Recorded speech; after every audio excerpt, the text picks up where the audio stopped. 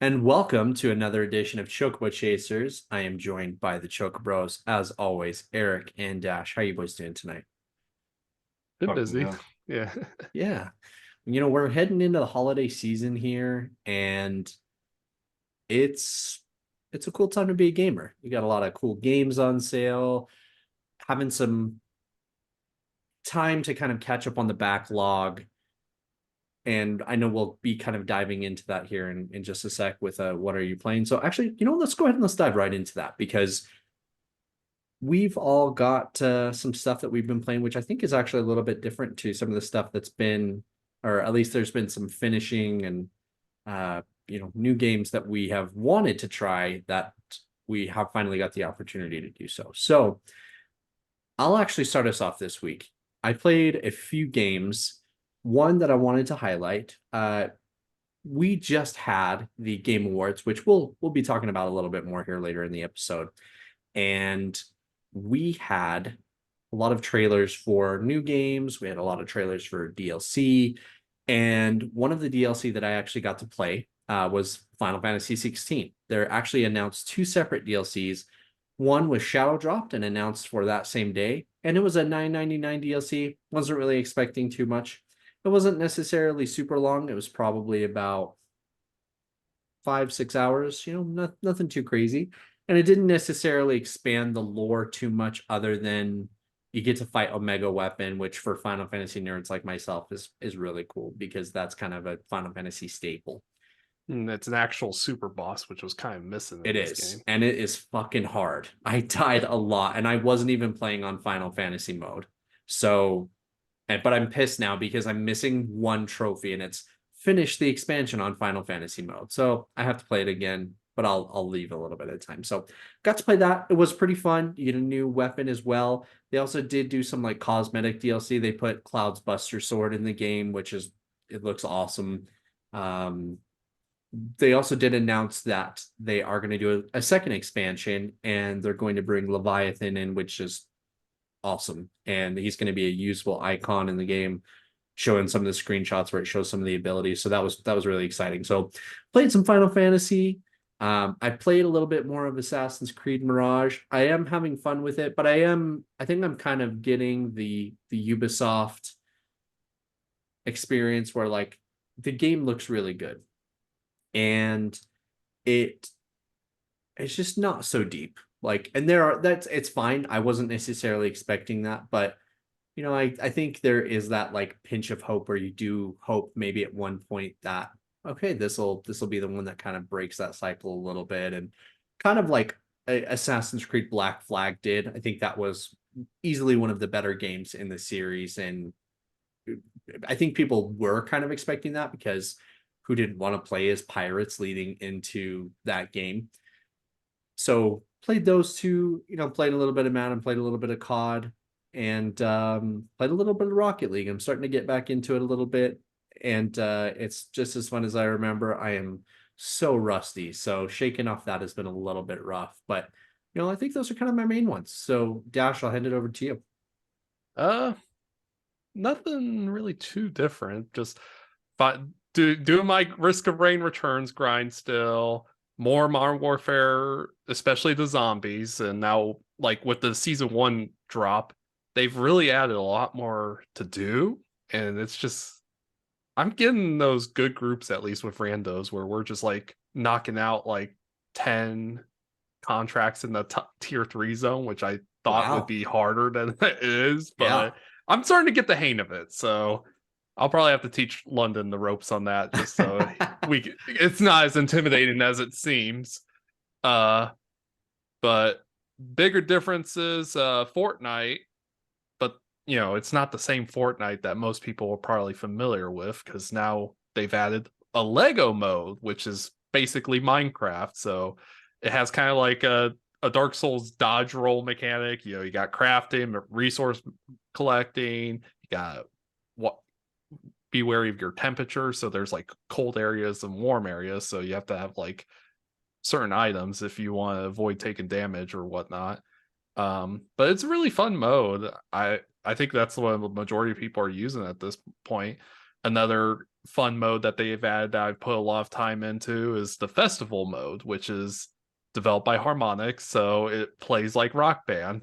It's kind of awkward trying to do some of these rhythm games on a keyboard, but I Yeah. mean, it does kind of scratch that Rock Band Guitar Hero itch that I've been having for such a long time, and it makes me hope that at some point we could get a new Guitar Hero game in the future. Yeah, absolutely. And something a little bit new, but not really new, but I haven't touched this game in a long time, and they've added new content. I think I mentioned it the other day or last time, but Vampire Survivors got some more patches, more Yep. content.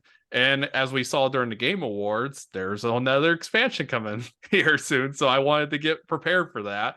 And this expansion is going to be Among Us themed, which is pretty interesting, but we'll see.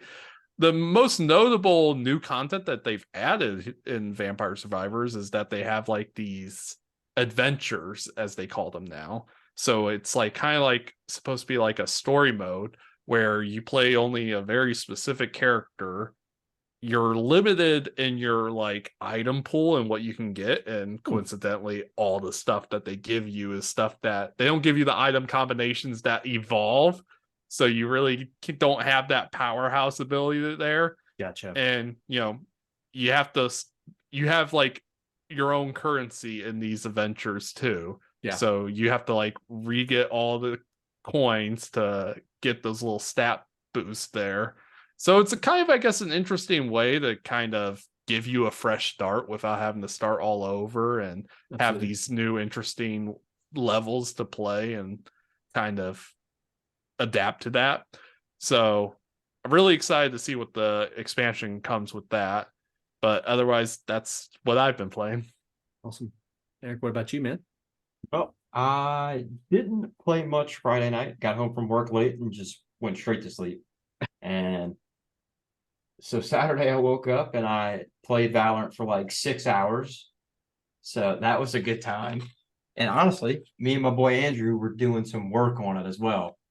It's a very successful day. Me and him have figured out that like when I play smokes and I just stay away from actually trying to have like fight people, pretty we do pretty well. I just leave all the killing to him. I'm Yeah. not very good, so I just if I'm gonna get dunked on, I just stay out the fray and I just go try to ambush people. There we go. Play like a rat. Brimstone main for life, bro. And then I actually got a lot of time into Jedi Survivor over the weekend. And I finished the first planet Kobo, went to Jeddah, and then I went back to Kobo. And let me tell you, this story is getting fucking awesome. Juicy. It's a turn I had no idea was coming. I'm like, all right, they're showing me flashbacks, and then all of a sudden something pops up. You're like, holy shit, this guy's got one arm. Slight spoiler, not super spoiler though. There's a lot of one-armed people in Star Wars, so you know what? That's a staple for Star Wars, is Yes. people getting their Yeah. arms cut off. I beat that one-armed guy. There you go. He shouldn't have been talking shit. Yeah. But that was pretty much it. I hope I don't. Jay, you finished Jedi Survivor, Oh, yeah. correct? Oh, yeah. So the second time you go to Kobo, and then when you go to Kobo's moon, is it still a long time in the game past that? I'd have to look. It's because Okay. it's been a minute since I played. So I want to say that like you're a little more than halfway, but you might be a little bit further. Okay. So No shit. All right. Because I've only got like 13 hours into it, so it's not a It's- terribly long game. there's But just a lot of stuff to do on there the is. planets. Yeah. Yeah. They definitely, I will say their open world is a lot better on this game, Oh, it's especially way compared to better the than Fallen first. Order. Yeah. And the level Customization's sweet. design, absolutely. You can be a mullet wielding lightsaber. Oh just- yeah, I've mullet and a handlebar mustache. I'm running Yeah. around with a pink poncho. Yeah. You're basically like Theo Vaughn in Star Wars universe. Like, oh. So yeah, We won't no, go it's into Theo it's too awesome. much. I was Uh, messing around with the Sith one time when I was a Yeah. kid, man. so aside from Survivor, anything else? No, that's it. I'm trying to stick to one game at a time. other than multiplayer games. Yeah, I So think that's a good way my to look next at it. game is probably going to be Hades from that. Because I did buy that on Black Friday, Let's and you guys have go. talked it up so much. So once I finish Survivor, I'm going straight into Hades, and then I'll probably do multiplayer Lethal Company with you guys and some Remnant 2 when we eventually can link up for a game Fine. night. It's been a long time It's been coming. 3 weeks of us scheduling every day, and Yeah, every day somebody's like, yeah, I'm good. something's happening. Except for Dash. Dash is the only one who's like, yeah, I'm ready. Fuck it. You think I do anything? It's me and Eric's fault 100%. Go So. outside, nerd. So we talked, oh, I guess I talked just slightly a little bit about the Game Awards just happened. And big surprise, Baldur's Gate 3 won Game of the Year. Nobody should be surprised. One, we obviously have had the opportunity to interview a lot of people from this game. We adore it. It was the Chocobo Chasers Game of the Year, without question. You know, we got to see a lot of like behind the scenes work because we talked to Tom Mitchells, who was one of the voice directors, who got to work with a lot of the people that we've interviewed, but also a lot of people who, you know, dealt with just a lot of different portions of the game. So big shout out to Pit Stop Productions, who, you know, was kind of the home base for a lot of that there. And you know, it was just zero surprise to us and really to anybody who had been paying attention. There should have been no surprise. It's almost surprising that, you know, in a year where games like a new Zelda that was like universally beloved just stood no chance for a Game of the Year. I think that in itself was kind of interesting. But one thing to really look at is some of the announcements that we got from the Game Awards. So they, you know, Jeff Keighley, who is the creator of the Game Awards and also the creator of Summer Game Fest, has turned this event into something pretty special. You get a lot of fun announcements, and you get announcements from a lot of different partners. We got PlayStation announcements, we got Xbox announcements, Bethesda, we got Kojima. Like, so we're highlighting some of the bigger stuff. So we got a brand new Monster Hunter, which I am not a huge Monster Hunter guy, but I know that it is one of Capcom's hugest franchises. Dash, I think you do play Monster Hunter, correct? I've tried to play Monster Hunter. Okay. For me, it's not my kind of game. Okay. And some of the Monster Hunter fans out there might attack me if I say I felt like it's too clunky. I could definitely see that though. Like I totally get that. And so, but that was kind of the ending of the show thing that they kicked off, you know, just saying like, hey, we have one more thing to show you before we go ahead and end. Hideo Kojima's announcement got a 10-minute talk, which I think was a little excessive. Especially when you Longer look than at almost every award winner. You know, and especially when they're trying to kind of hurry a lot of those award winners through. Like Christopher Judge's joke was really funny. And for the Call of Duty devs who got all butthurt about it, like, just I don't even think it was like the developers. It was like the project managers it and just stuff. yeah. Because developers don't give a shit. They just do what they're told and then they kind of move on to the next thing. Especially when they know they weren't given enough time to do what they were probably wanting to do. They were told it was going to be DLC. They were given 16 months and then they were told, oh, it's going to be a full game now. So it was a funny joke. So everybody who got offended, stop being a weenie about it. Especially when I think a couple of years ago, they even made a joke at like EA and for Star Wars Battlefront. They did. And everybody laughed. Everybody thought it was funny. So calm down. In addition to Hideo Kojima's new game, which is titled OD, it's rumored to be titled Overdose. And it's going to be starring Sophia Lillis from, you may recognize her from It. She played the young Beverly, which is really cool. I will say Hideo Kojima does a really good job of getting really cool people in his games. And speaking of cool people, obviously he's going to be working with Jordan Peele on this. And that seems kind of like a match made in heaven, honestly. Those two together, they can make something special. In addition to OD, we got a brand new God of War Ragnarok DLC, the Valhalla DLC, which is going to be free. It's actually available today. and it's just kind of an epilogue for the game. It's going to be a few hours, adds a new roguelike mode, and kind of just closes out the story. I think there were rumors that there's going to be a Atreus, game announced. I was hoping that was going to be the case because I would just love to explore that world more.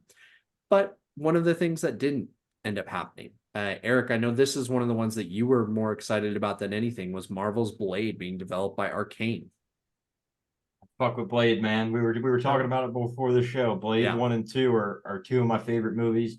And honestly, you can kind of credit Wesley Snipes and Blade for bringing back comic book movies. Absolutely. I mean, it damn near saved Marvel Studios. And then Spider-Man 1 obviously really saved them and did everything. But Blade 1 was their first like big successful comic book movie Yeah. they ever made. And Blade 2, Guillermo del Toro directs it. It's just I'm excited for the new one. Mahershala Ali is how you say his name. Mahershala Ali. Mahershala. Okay. I just always ballparked it. I said fuck it. I've never heard his name pronounced, so I just always assume. But I'm excited for that one when it gets out of development hell. Absolutely. But until then, and one of the more shocking things about it is an Xbox exclusive. It is which- Bethesda published, so yeah. Is it really? It is. Yes. Yep. It's made by Arcane, who Oh, yeah, also that's makes correct. Yep. Prey, Dishonored, Deathloop. It's going to be a single-player third-person game set in Paris, which is going to be, I think, a really cool setting too, because Mhm. we don't get a lot of games set in the heart of Paris, and so I think Blade will have a really unique advantage of taking advantage of that setting. So it's going to be awesome. Another game, I guess not necessarily game. We saw a montage from Sega talking about 5 games in development, and that was And more, they said. Jet Set Radio. We're getting new Shinobi, Crazy Taxi, and none of these had any like release dates or anything. But it is really, really cool for a studio. Sega has obviously just this giant plethora of titles that they can kind of pick and choose from to be able to go ahead and create new games. Bring back Space Channel 5. To know that they are utilizing some of this historic IP and not just sitting on it, I think it's really cool and something that a lot of other studios could probably learn a little bit from. Capcom, I will say Naughty Dog, knock knock for our boy Dash, aka the lover of Jack and Daxter. Jack and Daxter, if you think about it. Yeah, another game that ended up getting announced was so Hello Games, who's the developer of No Man's Sky, has revealed that it's going to be making a new open world game called Light No Fire. Very ambitious open world multiplayer game, and it's very kind of dark ages set. There's like dragon riding and a lot of just really cool stuff that appears to be come into that one. But I think that's probably a little further down the road. It was more of just like an announcement. A game that I am really excited about is Rise of the Ronin, made by Koei Tecmo. PlayStation, we got more PlayStation news from this than we have gotten in a long time. And this is a PlayStation's next big original game that comes out after Final Fantasy VII Rebirth. This will be coming out March 22nd. And it's an open world samurai game. Looks pretty awesome. I don't need to see anything else for it. I'll probably get it. One that we all kind of joked, we actually watched the Game Awards together, which was a really fun, cool experience for all of us, was Skull and Bones got a release date. I almost couldn't believe it when I saw it, February 16th. So we may actually see this game come out. And I didn't know that we would ever see anything to that extent. It just I was kind of baffled, to be honest. One other game I did want to go ahead and hit off, it wouldn't be in my taste to not mention it. We got a look at Jurassic Park Survival. Jurassic Park is my favorite movie of all time. I was like almost in tears watching it because I was so excited.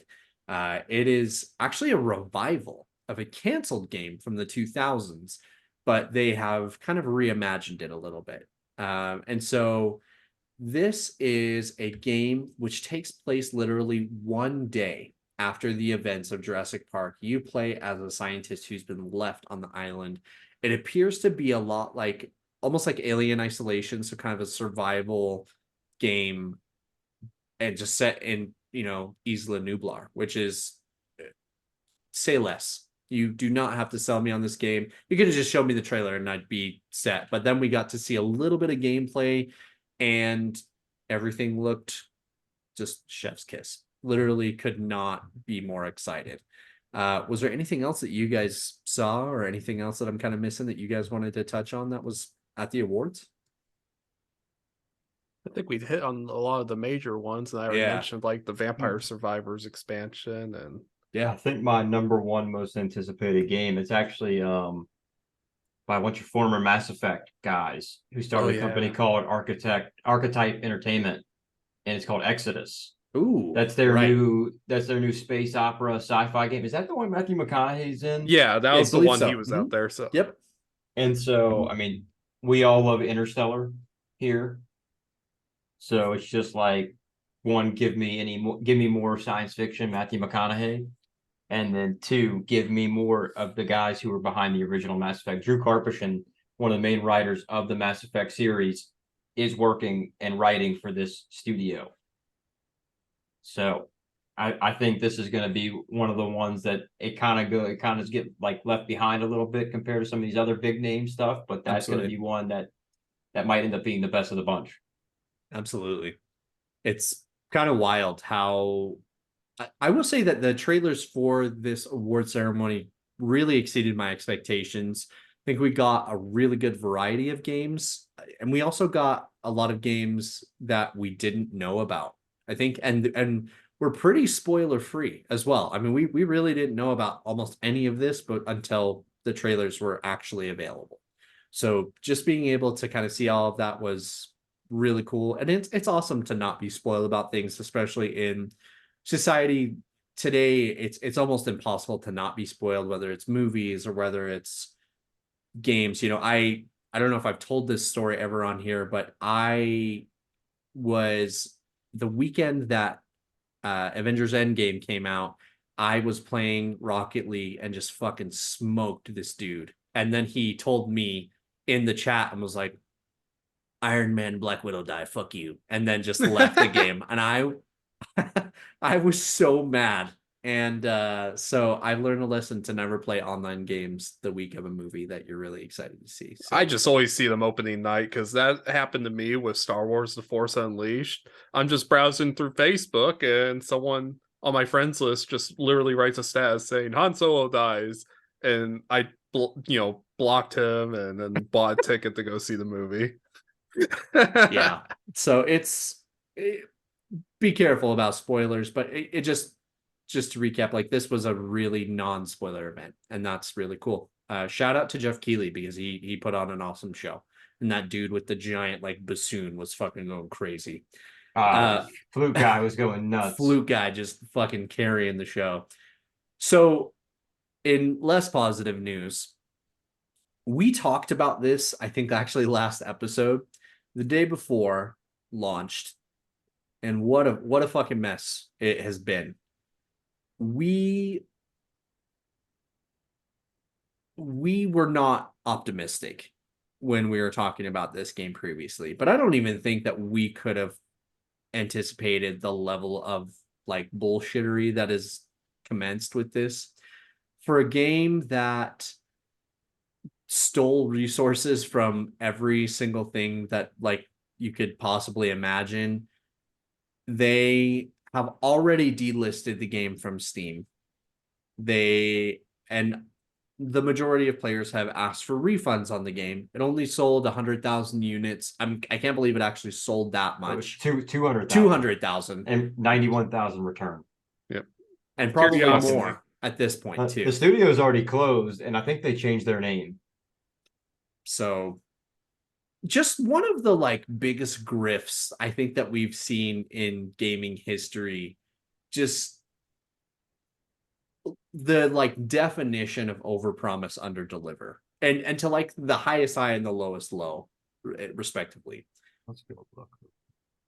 I think I it I was don't know that we've ever seen anything like this. I know that. I mean, we've had games come out in shit states. It got the lowest score I've ever seen from IGN.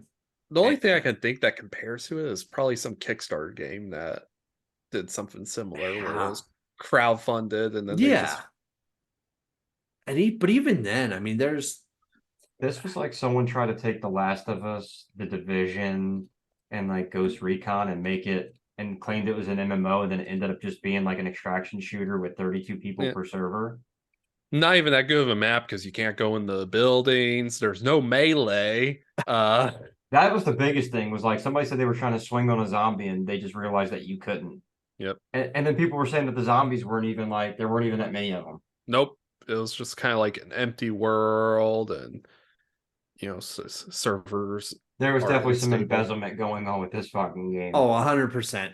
And I mean, it was very short lived. I'm happy to see that it's not going to be like this long, overarching process where people are fighting. Steam obviously very, very quickly recognized that we need to get this shit out of here. And so they did. So good on Steam, good on the Gabe and the team over there for, making sure that you're taking care of your players, because you don't want other people to purchase this and then, get caught under this, fallacy that this is somehow an like okay game, because it's not even that. It's just absolutely terrible and may have taken the title of worst game of the year from our other two contenders, Kong and the Walking Dead game. And Gollum. And Gollum, man, it's for a game that for a year that has had so many really good games. This year has also had Newton's a Lost. really, yeah, a really, like, I wouldn't say equal amount, but like a decent amount of really just absolute shit games. So I will point out that a game that it was just one of those unfortunate releases back in the summer, Immortals of Avium, is letting you play the demo for free. Currently, you can download it yeah, and off of Steam and play it. And that was a game that I think got some bad reviews on release, but it seems like it's gotten a little bit more popular now that people are like I think it's playing it. just the price point, right? It's Yeah, not it's $60. I It's not yeah. worth that, you yeah. know. It has a so according to Google, 70% of people like the game. Like it's Hmm. got a decent, and IGN gave it like an 8 out of 10. It's got some decent scores. And I let me stop there for just a sec. IGN is not like the end all be all resource. They're just obviously the most popular. So you'll hear us kind of reference them every once in a while. But yeah, I think Eric, you kind of hit it on the head. Like they released at probably the like worst time imaginable. It If they was would in have between Armored Core and fucking Baldur's Gate, or no, it was or like no, I'm sorry, it was between Armored Core and Starfield, like 2 weeks after Baldur's Gate just came out. just Like like absolute I shittiest wonder, I time. wonder who in their marketing team's like, yeah, this is gonna fucking work, dude. People are gonna get burnt out on Baldur's Gate. It's gonna be right before Starfield. We got this, and then There it's are just like people still playing Baldur's Gate. I want to play Baldur's Gate because I want to experience the fantastic. epilogue. That Like epilogue's fantastic. so, yeah. I think that and that honestly, like when that game hits a very regularly like $20 price point, I honestly may pick it up and give it a shot, because I'd like that definitely seems like that kind of game, and I maybe I'll enjoy it. Like I don't know, it'll be one of this. It can't be worse than the games that we just mentioned a little No. bit ago. Like there are some really really really terrible games that And are. I think that's like kind of like there's this weird mindset in the gaming community where it's like a game either has to be a perfect 10 out of 10 or it's a No, failure kind of thing. And then there's all these middle ground games that are just good. yeah, Like, like I like Starfield maybe wasn't the best game ever, but it's good games and at the end of the day, and it's still fun. And speaking of Starfield, we're gonna get vehicles finally, which might make this experience a bit more bearable. yeah, absolutely. And so but I think you hit on a really important point. There are a lot of middle ground games that are honestly really fun. And not every game needs to be groundbreaking or like this story. Like some games I just play because I want to like shoot and MAME, and like it's like when I play Doom. Like I'm not necessarily, I don't think that Doom is the best game ever, but I do enjoy Doom and its challenge, and it's different than like everything else. Like it is a shooter, but it, like if you play Doom compared to like anything else, it is It's just got so the metal different. going in the background Yeah, the you're whole just time. The like, music's blaring. yeah, you're just like, what the fuck? Like Yeah. that's how I feel when I play Doom. And it's awesome because that's exactly how you should feel when you're playing Doom. So day before, it's a mess. Steam cleaned it up. Good on Steam. Uh, one thing, Eric, I know you wanted to kind of talk about this. E3 is officially dead as of today. We got the official announcement from E3 themselves. And let me start this off by saying E3 has been practically dead for two, Yeah. 3 years now. COVID sped up that process pretty heavily. And even prior to COVID, it was starting to lose a little bit of its luster because you know someone in our Discord with the Saints Block Party podcast mentioned this, that a lot of gaming companies are switching to their own announcement setup, where PlayStation's doing PlayStation Showcase, Xbox is doing their own showcase, Nintendo does Nintendo Direct, and they want to announce their own stuff there. And I get that, but like E3 used to be kind of this common ground where everybody could congregate and you'd get to play new games, you get to experience a lot of new stuff. And it was just an experience. Like it was something that was so different from everything else. And the pandemic obviously made it so people could not congregate in large numbers altogether. But we started to see those companies kind of shift a little bit before that. And then after the pandemic, I mean, it was just, there was no kind of saving it at that point.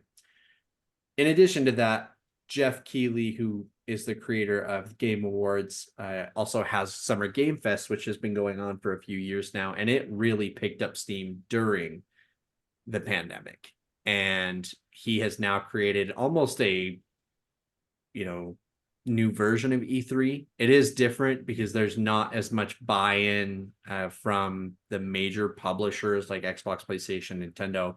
But I will say that there's also a lot of buy-in from indie developers as well, and you didn't see that as much at E3. So there definitely are some trade-offs, and there's a lot of other things that Summer Games Fest does, and but they do also have relationships with PlayStation and with Xbox, with Nintendo. So you will still see. It's not going to be at the same level that it was. Eric, like I said, I know you had some thoughts about it as well. Well, it kind of, I mean, it's just greed over the years from them was their downfall. And we've seen it here, now you see it with a studio like day before, you're over promising stuff. It, yeah, it was always time. And I think also with E3 especially, it was probably really expensive because you needed that large space, because you're not just doing the halls for all the different conferences. You have the booths that you can do demos on and stuff like that. Like it was a Right. whole, it's an expo if you've ever been to one. It's a convention. So it's And not it just really like wasn't for players and stuff. It was for media. media. So like, and then there's things like PAX that existed. Yep. And then when those came around and started to get popular, it killed everything else.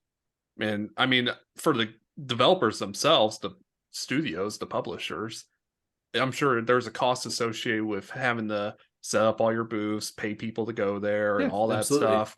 Now we can just send a trailer in and send a representative, and that's it. Or we can just stream our own event and save money. So I'm And sure that's, I think that's a big part of it. It's just being able to, you could still be a part of it, but you don't necessarily need to be there. And so,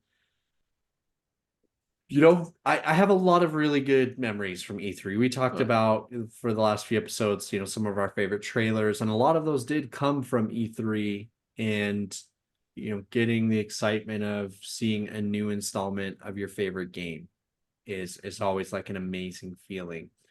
Or learning that, maybe your favorite game is coming to a new platform, but it hadn't been before, like, coming to PC or coming to PlayStation or Xbox or whatever.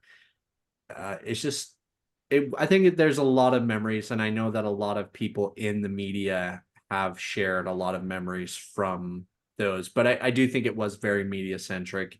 And the Summer Game Fest is just, they just go to a theater. Like it's a very much more simplified process, and it's also much more accessible to the public for them to kind of be a part of it as well. And so there's ups and downs, like there's trade-offs obviously for everything. So it's very, very interesting to see that, it's no longer going to be, but we do kind of have a replacement already, and it's been going for a few years. So one really bit of exciting news that we've wanted to share, we've kind of teased it a little bit in our social medias. We are going to be opening up our Chocobo Chasers Discord to our fans. This has been something that we've really wanted to do. We have a few people who've asked about it, and we have basically just kind of been making sure that we're equipped to be able to go ahead and handle, what's, because it's going to be fun being able to go ahead and interact with a lot of you guys, and being able to, hear opinions, get ideas for guests, things like that. That's exactly like what we want to go ahead and do. And we're also thinking, and it'll help us kind of spread the word of Chocobo Chaser. So it's definitely going to be something that we are excited. It's going to be opening up to our fans here within the next week. So stay tuned. We'll be posting the info to our social media. And again, we just appreciate all of our fans. You guys are amazing. And it's been a fun ride. We're almost near the end of 2023, and we've got a lot of fun plans for 2024. One last thing I wanted to hit on just before we go ahead and we end tonight. We talked about it a little bit. God of War Valhalla. Dash finally picked up God of War Ragnarok, so I'm so happy he's finally going to play it. God of War, the God of War games are, I almost look at them as one game, and there's just a part 1 and part 2. It is just an incredible, incredible set of games. The fact that Santa Monica Studio decided to give free DLC as just a, thank you to the fans. This is exactly why people love gaming. And like, you can see that these are people who love games. Just in terms of like the development team and adding new modes. I'm not expecting anything groundbreaking here, but give me any excuse to just jump into that world, to jump into Midgard like more. I'll happily jump in. So I think it's going to be a really good time, and I'm actually going to test it out tonight. So we'll see what happens, and so we'll kind of go from there. But aside from that, do you guys have anything that you wanted to touch on before we go ahead and we call it a night? That was it for me. What about you, Dash? I guess we could. I mean, there are some interesting theories already out there about OD and how there's similarities to the PT Silent Hills kind of stuff. So we'll see what Kojima does with that. I mean, Kojima's Kojima. He always has very creative ideas with his games. Absolutely. So he explained like, or he described this as it was going to be like a cinematic horror game. So probably not cinematic in the way that Silent Hill Ascension was, but we'll see. I'm until I see gameplay, it's kind of like you just don't know, but I'm interested. So really wish that the more people, I guess, got to talk at the Game Awards. That's something that you see a lot on Twitter right now. That's probably the biggest discourse at this point, is just, you did have Kojima up there for 10 minutes. I think Sean Murphy got quite a bit of time up there, and so did like all the other Hollywood celebrities that were introduced in the awards. I think they got to talk more than the person who got the award. It was kind of, and some of the nonchalant, like, oh, this person won this, and then that was yeah, it. like, Or they would announce like 3 of them on the side of showing a trailer. Like that was kind of bullshit to me. yeah, it's like, oh, these awards got to come on stage and accept them, but then you have these awards off to the side where it's like, oh, best RPG, yeah, it's this game. Best action adventure game though, Zelda, come on stage. Well, and even Neil Newbon, who won best performance, he was kind of rushed off the stage, and it's like he talked for like 1 minute, and then the music started playing, and it's such a bad look because he's talking about like victims of abuse and stuff, and then the music just starts playing really loud. I'm like, come on. Oh, absolutely agreed.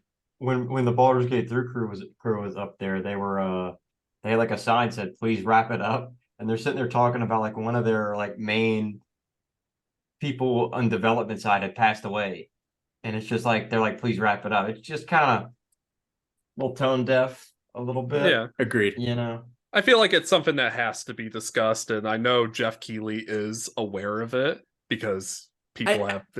And I will say that he typically does take a lot of feedback. So I'm hoping that this is maybe something that we see addressed going forward. Like, and so I think part of it may be that Christopher Judge obviously went a little overboard last year. And so trying to kind of just avoid that happening. Yeah. And I get that. But also at the same time, you got to let your people speak, especially when they're talking about something that's passionate. There's a lot of real world stuff that's going on in the world right now, and they're trying to, I feel there's more that. focus on the announcements now than there is on the actual awards. And the purpose of the show should be to celebrate the people who made these great games this year. I like the announcements. I like the, bonus reveals, but I also want to make sure the people who did the great work get their credit and their time in the spotlight. Yeah, like Neil put on an absolute masterclass of a performance and should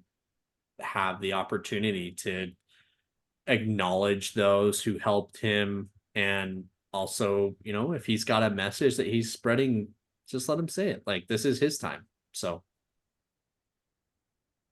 but no, I think those are some really, really great points. But would love to have Neil on the show at some point too. Yeah, now. Neil, if you're ever listening, man, just give us a call. We'll Please, darling. Please, darling.